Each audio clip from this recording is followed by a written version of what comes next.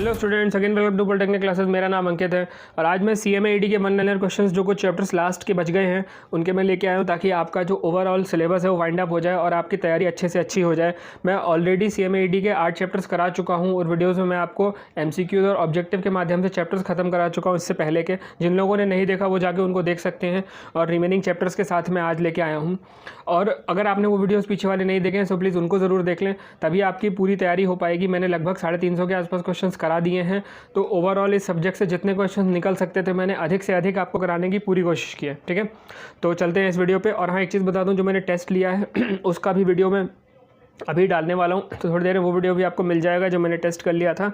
और आज CMA-ED का जो रिमेनिंग है उसके 1 लाइनर भी देख लेते हैं। चलते हैं वीडियो पे। तो सबसे पहला क्वेश्चन हमें दिया है, दैनिक मजदूरी के लिए रखे गए श्रमिकों की उपस्थिति, भुगतान आदि का लेखा किस प्रपत्र पर रखा जाता है। ठीक है, एक चीज़ अच्छे से ध्यान कर लें, जो श्रमिकों की उपस्थिति या भुगतान होता है श्रमिकों से यहाँ पे मतलब है जो भी दैनिक काम करने वाले लोग हैं, जो डेली काम करते हैं। ठीक है, तो जितने भी दैनिक काम करने वाले लोग हैं उनकी उपस्थिति रखने के लिए हम लोग प्रयोग करते हैं मस्टर रोल का। ठीक है, मस्टर रोल का प्रपत्र होता है प्रपत्र नंबर 21, प्रपत्र नंबर 21। ठीक है, अगला क्वेश्चन, किसी विशेष कार्य के लिए रखे गए कर्मचारियों क्या कहते हैं, इनका लेखा किस प्रपत्र में रखते हैं। देखिए, मैं क्वेश्चन जानबूझ के ऐसे लाता हूं जो बिल्कुल टू द सटीक पॉइंट, क्योंकि आपको कहानी लिखने को नहीं आएगी, सीधा टू द पॉइंट आएगा कि आप ये नंबर बताइए। आपको प्रपत्र नंबर पता होना चाहिए, आपको उस प्रपत्र का नाम पता होना चाहिए, किस तरीके से रखा जाता है, वो बेसिक टू द पॉइंट चीज़ पता होनी चाहिए। ऑब्जेक्टिव क्वेश्चन इन्हीं का खेल है। अगर आपने सही लिख दिया तो ठीक, गलत लिख दिया तो गलत, बीच का कोई ऑप्शन नहीं हो सकता इसमें। तो इसीलिए जो मैं बता रहा हूँ उसको ध्यान से समझिएगा।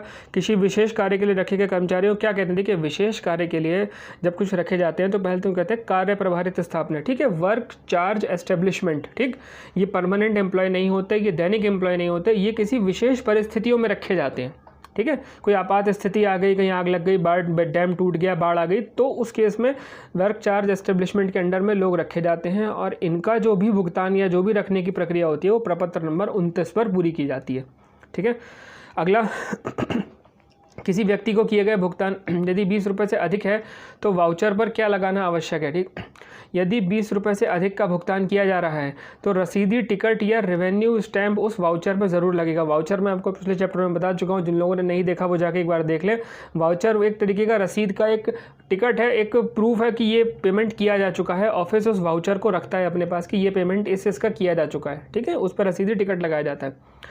परियोजना की सभी नाप तोल पैमाइश जिस सजिल्त पुस्तिका में रखी जाती है वो कहलाती है। आप लोगों को अच्छे से पता है एक जूनियर इंजीनियर के लिए MB या फिर मेजरमेंट बुक का क्या मतलब होता है। ठीक, जैसे एक दरोगा की पिस्तौल होती है वैसे एक जूनियर इंजीनियर की MB होती है। ये बहुत ज़रूरी है। इंजीनियर इसको किसी भी कीमत पे खो नहीं सकता, किसी भी कीमत पे इसका कोई पन्ना फट नहीं सकता, इस पर ओवर राइटिंग नहीं हो सकती, इस पर कटिंग नहीं हो सकती, इस पर कुछ भी जो है वो टू द पॉइंट फेयर रहेगा। और इसका समय समय पर जाँच उच्च अधिकारी करते हैं, इस कारण से इसको एकदम साफ़ सुथरा रखा जाता है और इसकी कोई दूसरी कॉपी भी नहीं बनती। यह एक मूल अभिलेख है, इस चीज़ को ध्यान रखिएगा, यह एक मूल अभिलेख है, इसलिए इसकी दूसरी प्रति भी कभी नहीं बनती। ठीक है, वो तब बनती है जब ये खो जाती है, अदरवाइज़ की दूसरी प्रति नहीं बनाई जाती। इसको कहते हैं माप पुस्तिका या मेजरमेंट बुक। ठीक है, अगला, मास्टर रोल एक मूल अभिलेख है, इसलिए मास्टर रोल एक मूल अभिलेख है क्यों, क्योंकि इसकी दूसरी प्रति नहीं बनाई जाती है, स्याही से भरा जाता है और ऊपर लिखित नहीं करना चाहिए। ठीक, मास्टर रोल भी एक मूल अभिलेख है क्योंकि इसकी कोई दूसरी कॉपी नहीं बनाते। ठीक है, इस तरीके के मूल अभिलेख जो होते हैं उनका कभी भी कोई दूसरा कॉपी बना के मल्टीपल जगह नहीं चलाते, इसकी ओरिजिनल कॉपी ही हर जगह चलती है ताकि जो भी काम है उसकी सत्यता बरकरार रहे। दूसरा, इसको हमेशा स्याही से भरा जाता है ताकि बाद में उसमें चेंज ना किया जा सके। और ऊपर लिखित से मतलब होता है ओवर राइटिंग ना हो जाए। ठीक है, ओवर राइटिंग ना करें, जो भी लिखें सोच समझ के लिखें और एक ही बार में बिल्कुल सही लिखें, उसको काट के दोबारा उस पर ओवर राइटिंग नहीं होनी चाहिए। ठीक है, अगला, मास्टर रोल की जांच, जो इंग्लिश वाले स्टूडेंट्स हैं वो ज़्यादा परेशान ना हो। देखिए, जो वर्ड्स हैं मैं इंग्लिश में ही लिख रहा हूँ, बात भी मैं आपको ट्रांसलेट इस तरह से करूँगा कि आपको सब समझ में आ जाएगा। समय कम है इसलिए आप थोड़ा सा जो मैं बता रहा हूँ बस उस पर फोकस करिए। मास्टर रोल की जांच स्थल पर किसके द्वारा की जाती है। मास्टर रोल की जांच स्थल पर अवर अभियंता द्वारा की जाती है। ठीक है, जो भी साइट पर बेलदार होगा, ठेकेदार होगा, जो भी साइट पर मास्टर रोल भरवा रहा होगा, ठीक है, उसकी जांच अवर अभियंता करेगा। और अवर अभियंता अगर ये काम करा रहा है तो ऊपर का जो अभियंता होगा, सहायक अभियंता, वो सब उसकी जांच करेंगे। ठीक है, आगे देख लेते हैं। अगला क्वेश्चन हमें दिया है, आकस्मिक श्रमिक रोल कब बनाया जाता है? भुगतान किस प्रपत्र पर होता है? आपातकाल की स्थिति में बनाया जाता है और इसका प्रपत्र नंबर 22 होता है। ठीक है, मतलब आपातकाल मैंने बताया था अभी पीछे, जब आपका कोई ऐसा काम जो एकदम से आ जाए, कहीं आग लग जाए, कहीं बाढ़ आ जाए, कहीं सुनामी आ जाए, ठीक है, तो इस प्रकार के काम में आपको आकस्मिक श्रमिकों को रखना पड़ता है। ठीक, उनके साथ आप मास्टर रोल नहीं बना सकते, इतना समय नहीं होता, तो उनके लिए हम आकस्मिक श्रमिक रोल बना लेते हैं और उसको प्रपत्र नंबर 22 पर भरा जाता है और इनका भुगतान और लेखा जोखा सब इसी पर रखा जाता है। ठीक है, चलिए देख लेते हैं क्वेश्चन नंबर 8। क्वेश्चन नंबर 8 में स्टूडेंट्स हमें दिया है कार्य प्रभारित स्थापना के कर्मचारियों का सेवा काल कितना होता है। ठीक, मैंने ये बताया था कार्य प्रभारित वो होते हैं जो किसी विशेष काम के लिए रखे जाते हैं। ठीक है, उनका कोई फिक्स टाइम ड्यूरेशन नहीं होता परमानेंट कर्मचारियों की तरह कि वो जिस दिन ज्वाइन हुए हैं उसके बाद वो रिटायरमेंट की एज पर ही काम को छोड़ेंगे। तो इसलिए इनका कार्य विशेष के पूर्ण होने की अवधि तक, ठीक, जिस कार्य के लिए उनको रखा गया है उस कार्य की अवधि तक ही उनका सेवा काल होता है। वो कार्य की अवधि समाप्त हो जाती है तो उनका सेवा काल भी समाप्त हो जाता है, या वो कार्य पूरा हो जाता है तो उनका सेवा काल समाप्त हो जाता है। ठीक है, अगला, माप पुस्तिका में कौन कौन से कॉलम छपे होते हैं? ध्यान रखिएगा, माप पुस्तिका या मेजरमेंट बुक के अंदर 5 कॉलम छपे होते हैं। जैसे पहला होता है मद संख्या, आइटम नंबर, कार्य का विवरण, संख्या, पैमाइश और परिमाण। ठीक है, ये 5 कॉलम छपे होते हैं मेजरमेंट बुक के अंदर, जिनको भरना होता है साइट पे जूनियर इंजीनियर को। ठीक, अगला क्वेश्चन, माप पुस्तिका कितने प्रकार की होती है? सामान्य माप पुस्तिका, जांच माप पुस्तिका और प्रमाणिक माप पुस्तिका। ठीक है, अब जो सामान्य माप पुस्तिका होती है वो जनरल माप पुस्तिका जो कि जूनियर इंजीनियर के पास रहती है वो वाली होती है। जांच माप पुस्तिका सीनियर इंजीनियर, असिस्टेंट इंजीनियर के पास रहती है वो वाली होती है। इसमें कुछ माप नहीं लिखते ये लोग, सिर्फ जो जांच करते हैं उस जांच वाली मापों को जांच माप पुस्तिका में लिखते हैं। ठीक है, और हाँ एक चीज़ और, जांच माप पुस्तिका से भुगतान कभी नहीं होता, मेरी बात को ध्यान रखिएगा, जांच माप पुस्तिका से भुगतान नहीं होता। ठीक है, भुगतान हमेशा सामान्य माप पुस्तिका या जूनियर इंजीनियर की पुस्तिका से ही भुगतान होता है अगर कोई भुगतान होना है तो। और जो प्रमाणित माप पुस्तिका होती है उसका क्या काम होता है कि जब हमारे पास कुछ ऐसी मापें हैं, जैसे हमें एक सरकारी भवन किसी क्षेत्र में बनाना है और हर बार वो भवन, उसकी मेजरमेंट, उसकी डायमेंशन, उसका सब कुछ सेम ही रहना है, तो हम एक प्रमाणिक माप पुस्तिका बना लेते हैं ताकि बार बार सर्वे करके बार बार माप पुस्तिका ना भरनी पड़े। और एक प्रमाणिक, एक स्टैंडर्ड माप पुस्तिका हमारे पास रहती है, उसके द्वारा किया गया सर्वे और स्टैंडर्ड डायमेंशन के हिसाब से हम बार बार उस काम को करते चले जाते हैं, उसको कहते हैं प्रमाणित माप पुस्तिका। ठीक है, अगला, रेलगाड़ी द्वारा माल भेजने पर अग्रेषण पत्री क्या होती है? इसमें सामान का पूर्ण विवरण होता है। अग्रेषण पत्री क्या होती है?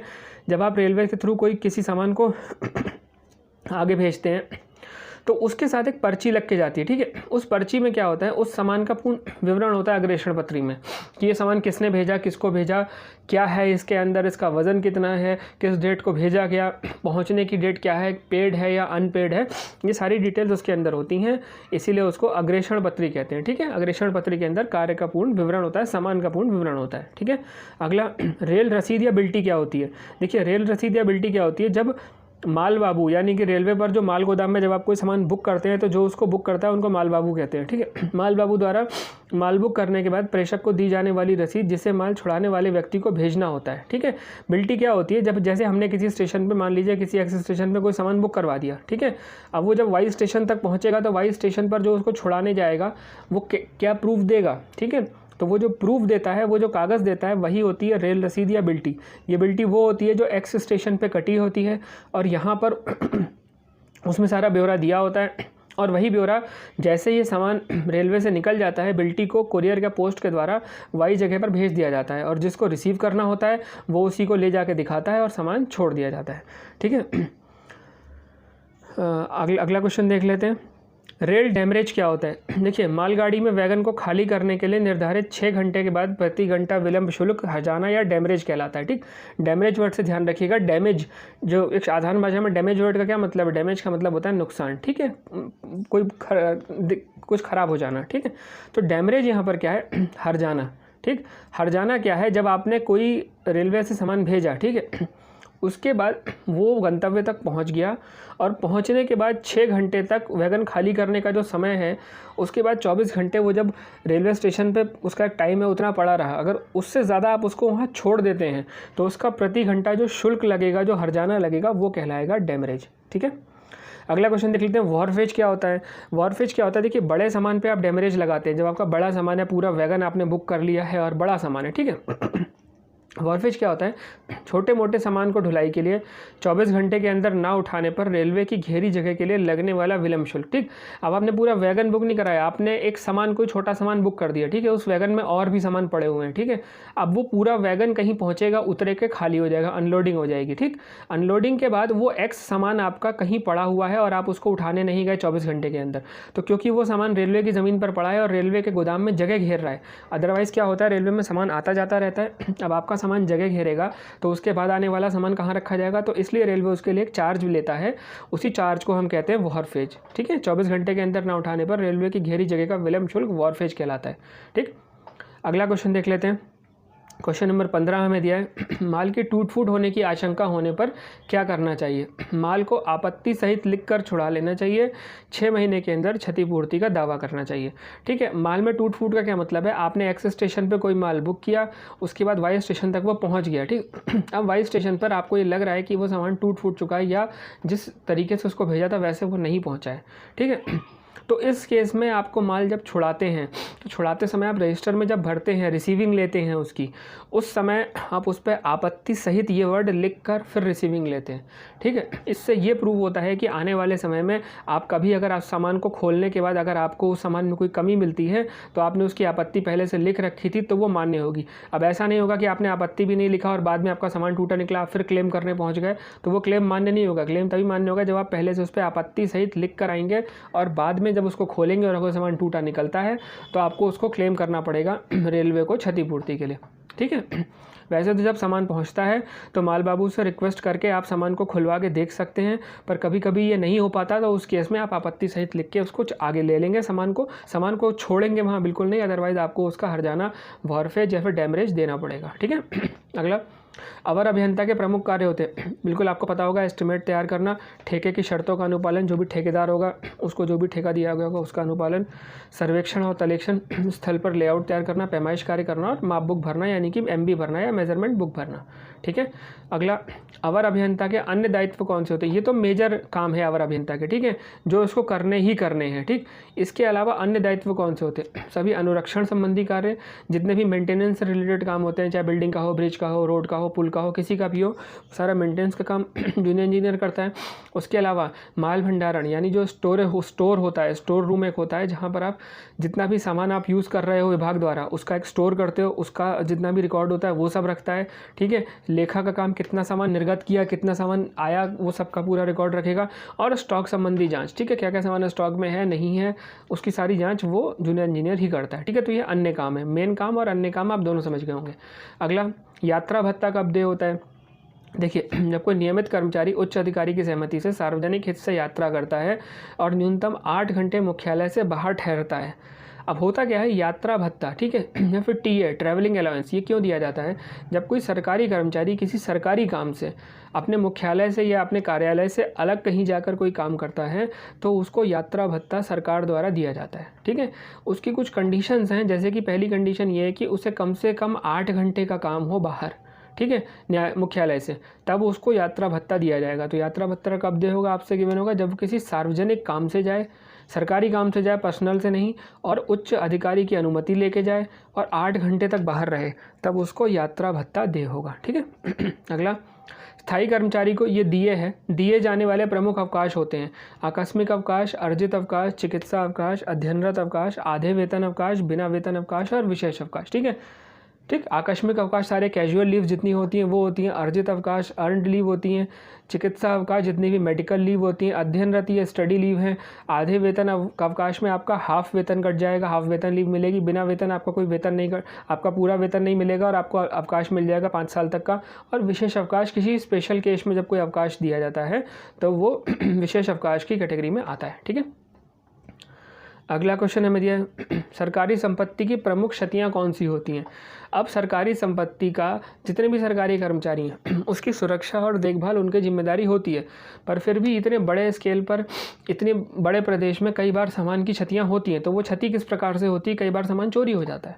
ठीक है, सरकारी धन का गबन, कोई सरकारी कर्मचारी, किसी ने उसको गलत तरह से पैसों का गबन कर लिया। ठीक है, आग लग गई, बाढ़ आ गई, प्राकृतिक आपदा या सामान ढुलाई में टूट फूट, ये सारे कारण हैं जिनसे सरकारी संपत्ति की क्षति होती है। ठीक है, अगला उद्यमी किसे कहते हैं?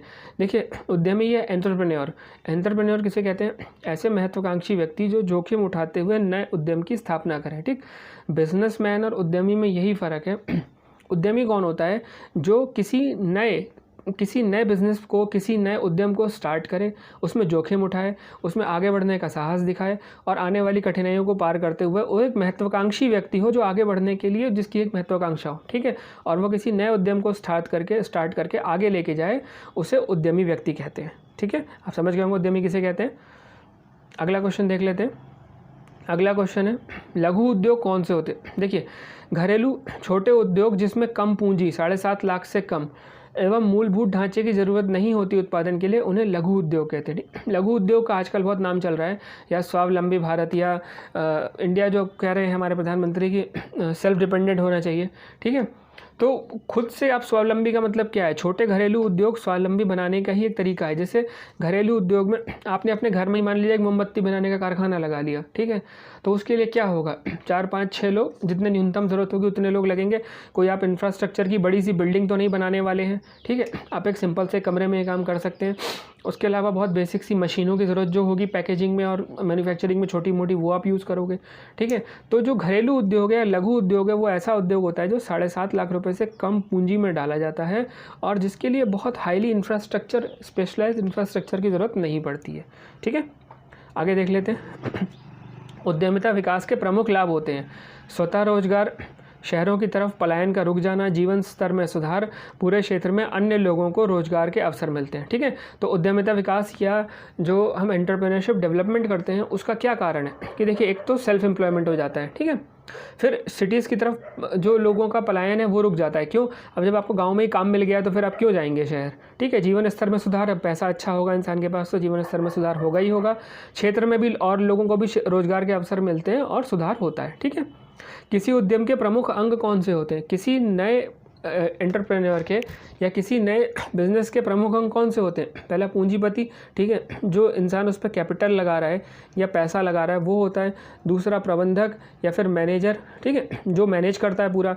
तीसरा संगठन, अब अकेला एंटरप्रेन्योर, किसी ने अकेले कोई बिज़नेस खोला तो वो अकेले तो पूरा बिज़नेस करोड़ों का नहीं चला लेगा। आज की डेट में अगर आप ओयो रूम देखें तो वो अकेले उसका मालिक नहीं चला सकता, तो एक संगठन होता है। और लेबर, यानी कि जो लोग फील्ड में काम करते हैं। ठीक है, तो ये सब मिला के, चारों मिला के प्रमुख अंग होते हैं जिसको मिला के एक पूरा एक एंटरप्रेन्योरशिप बिजनेस बनता है। ठीक है, आगे चलते हैं। एक उद्यमी को होना चाहिए पारिश्रमी, बिल्कुल मेहनती, दूरदर्शी, जिज्ञासु, जोखिम लेने वाला, धैर्यवान और आत्मविश्वासी। ठीक है, तो एक उद्यमी को क्या होना चाहिए? इन सब क्वालिटीज़ के साथ होगा तभी वो एंटरप्रेन्योर बन पाएगा, अदरवाइज पहले से कोई सेटल बिजनेस होगा वो उसको भी डुबा देगा। ठीक है, उद्यमिता विकास प्रशिक्षण क्या होता है? देखिए सरकार क्या कर रही है आजकल, आपको सेल्फ डिपेंडेंट बनाने के लिए उद्यमिता विकास के कई कार्यक्रम चला रही है। ठीक है, मतलब आपको सेल्फ डिपेंडेंट होने के लिए लघु उद्योग, कुटीर उद्योग, इनकी बात कर रही है। तो इसमें क्या है कि नए उद्योग तैयार करने के लिए राज्य एवं केंद्र, ये केंद्र लिखा है मैंने, केंद्र सरकार द्वारा चलाया जाने वाला प्रशिक्षण कार्यक्रम, यह 2 प्रकार का होता है, उद्यमिता विकास प्रशिक्षण और उद्यमिता अभिप्रेरणा प्रशिक्षण। ठीक है, उद्यमिता विकास प्रशिक्षण में आपको उद्यमिता से रिलेटेड टिप्स एंड ट्रिक्स बताई जाती हैं। जो लोग नए हैं उनको सिखाया जाता है कैसे काम करना है, कैसे बिजनेस आगे बढ़ाना है, कैसे छोटे बिजनेस से ज़्यादा प्रॉफिट निकालना है। ठीक है, और उद्यमिता अभिप्रेरणा प्रशिक्षण में आसपास के जो लोग बिजनेस में हैं, जो बिजनेस कर रहे हैं, उनको नए नए बिजनेस की प्रेरणा देना कि कैसे आप नया नया काम शुरू कर सकते हैं, किन किन नए नए चीज़ों को आप शुरू कर सकते हैं, बिजनेस के नए नए आइडियाज़ दे सकते हैं। तो वो उद्यमिता अभिप्रेरणा प्रशिक्षण में आता है। ठीक है, अगला क्वेश्चन हमें दिया है, वित्तीय संस्थाएं किसी उद्यमी को ऋण देने से पहले ऋण राशि का कितना प्रतिशत अंशदान लेती हैं? ठीक, देखिए अंशदान क्या होता है, जब कोई वित्तीय संस्था, ठीक, जब जैसे मान लिया आप पैसा लेके भग गया, तो इस तरीके से अगर आप किसी को बिना किसी इंटरेस्ट के, ठीक है, या बिना उसकी किसी कैपिटल को फंसाए, ठीक है, जब तक इंसान का खुद से कुछ नहीं लगा होगा उसमें, तब तक उसको उस पैसे का, उस ऋण का मोल नहीं पता चलेगा। ठीक है, और वो मेहनत नहीं करेगा। ठीक, ये पैसा एक्चुअल में जो भी वित्तीय संस्था है, चाहे कोई बैंक आपको लोन दे रही हो, वो लोन कहाँ से देती है? वो एक आपकी जनता का ही पैसा है। ठीक है, उसी पैसे से वो लोन दे रही है। अब वो पैसा लेके अगर कोई भाग जाएगा, ठीक है, तो ऐसा कब होगा? जब उसका खुद का पैसा ना फंसा। तो जो अंशदान होता है वो एक्चुअली में सिक्योरिटी डिपॉजिट होता है। ठीक है, कि इतना पैसा आप लगाओगे, बाकी पैसा हम देंगे। ठीक है, पूरा 100% नहीं देंगे, अदरवाइज लेने वाले का इंटरेस्ट खत्म हो जाएगा काम में। ठीक है, तो 10 से 30% तक अंशदान वित्तीय संस्थाएं लगाती हैं किसी भी काम में ऋण देने से पहले। ठीक है। अगला, लघु उद्योग में आने वाली प्रमुख समस्याएं हैं कुशल श्रमिकों का न मिलना, पूंजी की कमी, संगठन की समस्या, कच्चे माल का अभाव, अधिक करों का बोझ।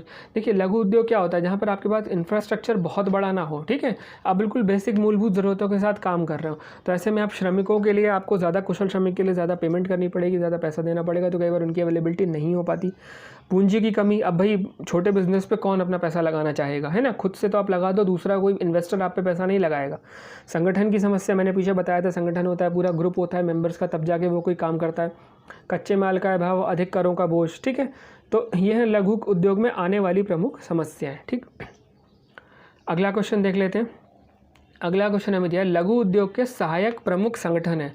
ठीक है, तो लघु उद्योग को सहायता करने के लिए जो राज्य और केंद्र सरकार द्वारा चलाए जा रहे कुछ प्रमुख संगठन हैं, उनके नाम क्या हैं, ये क्वेश्चन है। ठीक है, तो उनके नाम है राष्ट्रीय लघु उद्योग परिषद, राष्ट्रीय लघु उद्योग विकास संगठन, राज्य लघु उद्योग, ये राज्य के हैं, और ये केंद्रीय हैं। ठीक है, राज्य लघु उद्योग निगम और राज्य उद्योग निदेशालय, और भी काफ़ी सारे हैं, बट मैंने इंपॉर्टेंट आपको बताया कि ऐसी ये वो संगठन है जिनके द्वारा कोई लघु उद्योग लगाने पर इनसे सहायता ली जा सकती है। ठीक, भारत के प्रमुख औद्योगिक एवं वाणिज्यिक अधिनियम कौन कौन से हैं। ठीक है, तो सबसे औद्योगिक एवं वाणिज्यिक अधिनियम क्या है कि देखिए, कोई इंडस्ट्रियल या किसी प्रकार का जो कमर्शियल एक्ट बना, वो इसलिए बना कि जो श्रमिक काम कर रहे हैं उनका जो हित है, ठीक है, उनके जो अधिकार हैं वो किसी प्रकार से हनन ना हो, ठीक, उनका नुकसान ना हो। तो इसलिए ये औद्योगिक और वाणिज्यिक अधिनियम बनाए गए, जिसमें पहला है श्रमिक क्षतिपूर्ति अधिनियम 1923, इनके सन याद रखिएगा। इंडियन ट्रेड यूनियन एक्ट 1926 और 1964, इसका कुछ मॉडिफिकेशन हुआ था 64 में जाके। ठीक है, उसके बाद कारखाना अधिनियम 1948, वेतन भुगतान अधिनियम 1936, दुर्घटना अधिनियम 1955, मातृत्व लाभ अधिनियम 1961। ठीक है, तो इनमें सन आपसे बिल्कुल पूछे जा सकते हैं एग्जाम में कि बताइए ये श्रमिक क्षतिपूर्ति अधिनियम कौन से सन में आया था। ठीक है, तो इस प्रकार से आपको पूछा जा सकता है, तो उनके सन याद रखिएगा और कौन कौन से प्रमुख अधिनियम है उनका नाम याद रखिएगा। ठीक है, अगला, कारखाना अधिनियम 1948 किस लिए बनाया गया। यह एक्ट उन सभी कारखानों पर लागू होता है जो गैस, विद्युत, तेल आदि बाह्य शक्तियों द्वारा प्रक्रम किया जाता है, एवं मजदूरों के हितों का संरक्षण करते हैं। ठीक, तो कारखाना अधिनियम 1948 बना था ऐसे श्रमिकों की हितों की रक्षा के लिए जो किसी ऐसी इंडस्ट्री में काम करते हैं जहाँ पर चाहे ऑयल से, गैस से, कोयले से, बिजली से, किसी भी प्रकार से मशीनों के द्वारा काम करके आप कोई प्रोडक्शन कर रहे हैं, तो कारखाना अधिनियम एक्ट उन पर लागू होता है मजदूरों के हितों की रक्षा के लिए। ठीक है, आगे मैं इसके बारे में और क्वेश्चंस भी हैं, आप देखते जाइए। श्रमिकों के लिए कारखाने में स्वास्थ्य संबंधी क्या प्रावधान है। इसी अधिनियम में कहा गया है कि स्वास्थ्य संबंधी प्रावधान होना चाहिए कि वहाँ पर संवातन हो, प्रॉपर वेंटिलेशन हो। ठीक है, क्योंकि अगर ऑयल और गैस जल रही है और वेंटिलेशन नहीं है तो दम घुटेगा वहाँ पे। पीने का साफ़ पानी मिलना चाहिए, सफाई होनी चाहिए, जिस वर्क प्लेस पे काम कर रहे हैं शौचालय या फिर टॉयलेट होना चाहिए उस जगह पे। तो ये कुछ बेसिक स्वास्थ्य संबंधी प्रावधान है जो होने चाहिए साइट किसी इंडस्ट्री में। ठीक है, किसी वयस्क श्रमिक से एक दिन में अधिकतर कितने घंटे काम करवाने का प्रावधान है। तो किसी वयस्क श्रमिक से अधिकतम 9 घंटे और सप्ताह में अधिकतम 48 घंटे। ठीक है, मतलब एक दिन में अधिकतम 9 घंटे आप काम करवा सकते हैं किसी वयस्क श्रमिक से, और सप्ताह में अधिकतम 48 घंटे काम करा सकते हैं। ठीक है, और अधिकतम 30 मिनट का विश्राम। ठीक है, इतना देना आवश्यक है। क्यों? एक्चुअली क्या है ना, आप 9 घंटे लगातार नहीं करा सकते। जब आप 9 घंटे काम करा रहे हैं लगातार, तो इसके बीच में अधिकतम 5 घंटे लगातार करा के आधे घंटे का विश्राम देके फिर बचा हुआ टाइम पूरा किया जाता है। इसका ये मेथड होता है। ठीक है, अगला, स्त्री श्रमिक का दिन में अधिकतम कार्यकाल क्या होता है। स्त्री श्रमिक या फिर कोई फीमेल लेबर है तो फीमेल लेबर के लिए कुछ रूल्स बने हुए हैं कि फीमेल लेबर से अधिकतम किस समय से किस समय तक काम कराया जा सकता है। तो प्रातः 9 से सायं 6 बजे तक, प्रातः 6 बजे से सायं 7 बजे तक अधिकतम। ठीक है, सुबह 6 से शाम 7 बजे तक। कारखाने में चिकित्सा सुविधा का क्या प्रावधान होता है। देखिए, 150 कर्मियों तक प्राथमिक चिकित्सा होनी चाहिए। अगर आपकी इंडस्ट्री में 150 लोग काम कर रहे हैं तो प्राथमिक चिकित्सा का प्रावधान, जिसमें एक फर्स्ट एड बॉक्स होना कंपलसरी है। यदि 500 या उससे अधिक काम कर रहे हैं तो एक ट्रेंड डॉक्टर, एक नर्स और एक एम्बुलेंस का होना आवश्यक है। आपकी फैक्ट्री के बाहर ये परमानेंट होना चाहिए जब वहाँ पर वर्किंग चल रही हो अंदर। ठीक है, अगला क्वेश्चन देख लेते हैं। अगला क्वेश्चन हमें दिया प्रत्यक्ष कर क्या होता है? वह कर जो प्रत्यक्ष रूप से उसी व्यक्ति द्वारा तो चुकाया जाए जिस पर लगाया जाता है। ठीक है, अब जैसे आप लोग टैक्स देते हैं, ठीक है, आपने कोई सामान खरीदा उस पर जीएसटी लगता है, ठीक है, तो वो जीएसटी एक प्रकार का अप्रत्यक्ष कर है, आपको इनडायरेक्ट आपने दिया। पर प्रत्यक्ष कर क्या होता है? जैसे आपने कोई इनकम की, ठीक है, आपने कहीं से कोई कमाई की, तो आप उस इनकम पर जो टैक्स देते हैं वो प्रत्यक्ष कर होता है। मतलब जिस आदमी ने इनकम की उसी ने उसका उतने % टैक्स चुकाया, तो वो प्रत्यक्ष कर है कि जिस आदमी ने प्रत्यक्ष रूप से कमाया उसी ने चुकाया। ठीक है, अगला, कर व्यवस्था कितने भागों में विभाजित है? कर व्यवस्था 3 भागों में विभाजित है, केंद्रीय कर, राज्य कर और स्थानीय कर। ठीक है, केंद्रीय कर क्या होते हैं? जो कर केंद्र सरकार द्वारा लगाए जाते हैं। ठीक है, जीएसटी आप पे केंद्र सरकार द्वारा लगाया गया। ठीक है, उसके अलावा राज्य कर, जो राज्य अपने स्तर पे कुछ कर वसूलती है, प्रत्येक राज्य का अलग अलग कर है। ठीक है, तो वो राज्य को अधिकार होता है लेने का। स्थानीय कर मान लीजिए आपका लोकल कुछ प्लेस ऐसा है जहाँ पर किसी प्रकार का टैक्स लगता है, कोई तीर्थ स्थल है, कोई पर्यटक स्थल है, तो उसका स्थानीय कर जो होता है वो स्थानीय आधार पर लगता है। ठीक है, तो 3 टाइप के कर होते हैं। अगला, एकल बिंदु प्रणाली के फायदे होते हैं। एकल बिंदु प्रणाली क्या होती है? एकल बिंदु कर प्रणाली में आप जो टैक्स लेते हो वो प्रणाली सरल होती है। ठीक है, मतलब आपने एक ही पॉइंट पर टैक्स लगाया, इसमें एक ही चरण में कर वसूला जाता है, इससे सरकार को लाभ कम होता है। मतलब आपने प्रोडक्शन किया और फाइनल प्रोडक्ट जहाँ भी जाना था वहाँ बिक गया, और टैक्स सिर्फ एक बार लगा, बीच में कहीं भी आपने टैक्स लिवाई कर दिया कि इतने % का टैक्स लगेगा। ठीक है, तो इसमें सरकार को एक तो लाभ कम होता है, पर ये ईजी मेथड है, इसमें सिंगल एक बार ही टैक्स लिया जाता है और उसी के बाद सारा काम खत्म। ठीक है, इसके बाद बहुबिंदु कर प्रणाली के बारे में बताएं।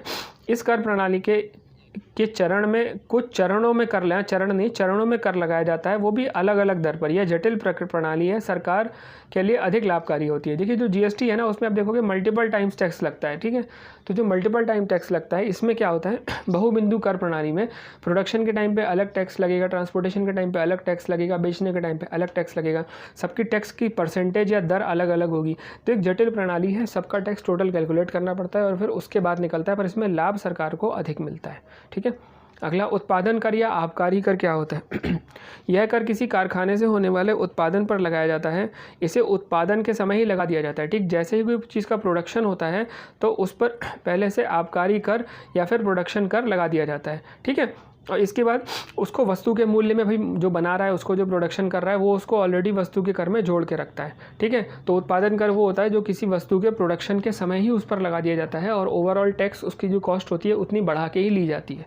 ठीक है, ये फैक्ट्री के अंदर ही लग जाता है, इसकी एक खास बात यह है। ठीक, और यह एक अप्रत्यक्ष कर होता है। ठीक है, यह एक अप्रत्यक्ष कर होता है, तो और इसे वस्तु के मूल्य में जोड़ के तय किया जाता है। ठीक, तो स्टूडेंट एंटरप्रेन्योरशिप और इससे पीछे जितने भी जेई वाले चैप्टर्स थे, जूनियर इंजीनियर की ड्यूटीज़ और उसके अलावा विभाग के नियम, प्रणाली और पेमेंट भुगतान, इससे रिलेटेड जितने भी इंपॉर्टेंट क्वेश्चंस मुझे लगे, जितने मुझे समझ आए, मैंने सारे आपको करा दिए। आज मैंने CMAED का पीछे से लेके आज तक जितना मैंने आपसे कमिटमेंट किया था, मैं लगभग सारा आपको करा दिया। सो जिन लोगों ने पीछे के वीडियोस ना देखे हो, मेरी यही राय है, कल के टेस्ट से पहले आप एक बार सारे वीडियोस के बार रिवाइज़ कर लें। कम से कम आपके इतने क्वेश्चंस हो जाएंगे कि आपके जो 50 क्वेश्चंस आएंगे तो उनमें से आप कोई क्वेश्चन बाहर से नहीं आ सकता। ठीक है, अधिक से अधिक क्वेश्चंस आपके इसी में से आएंगे। बाकी इसके अलावा क्वेश्चंस के साथ जो मैं बोलता जाता हूँ, कई चीज़ें मैं क्वेश्चंस में नहीं लिखता हूँ, बोल के बताता हूँ, आपको समझाता हूँ, इधर उधर की चीज़ें बताता हूँ, तो उनको भी थोड़ा सा देख लीजिएगा एक बार, क्योंकि आप जब तक पूरा वीडियो नहीं देखेंगे आपको इन चीज़ों की जानकारी नहीं हो पाएगी। और वो बताने का मेरा रीज़न ये है कि हर चीज़ आप सवाल में नहीं लिख सकते, सवाल में लिखेंगे सवाल भी लंबा हो जाएगा, बच्चों को भी समझ में नहीं आएगा। ठीक है, सो प्लीज़ मेरे सारे वीडियोस को आप लोग एक बार फिर से ध्यान से देख लें, उनको एक बार पढ़ लें, दिमाग में बिठा लें, और आपका टेस्ट अच्छे से अच्छा होगा। आपको कोई दिक्कत हो आप मुझे मैसेजेस में बता सकते हैं। हम लोग आपकी आज और कल जब आपका टेस्ट होगा आपकी पूरी हेल्प करने की कोशिश करेंगे। आपको किसी प्रकार की दिक्कत होगी हम आपका पूरा सपोर्ट करेंगे। ठीक है, सो वीडियो अगर आपको अच्छा लगा हो सो चैनल को लाइक करिएगा, सब्सक्राइब करिएगा, और आज अधिक से अधिक बच्चों को प्लीज़ इस वीडियो को शेयर कर दीजिए, और हमारे चैनल के CMAED के लिंक को अधिक से अधिक बच्चों पर शेयर कर दीजिए, ताकि उनको भी फ़ायदा हो सके जो लोग अभी तक नहीं देख रहे थे। ठीक है, थैंक यू।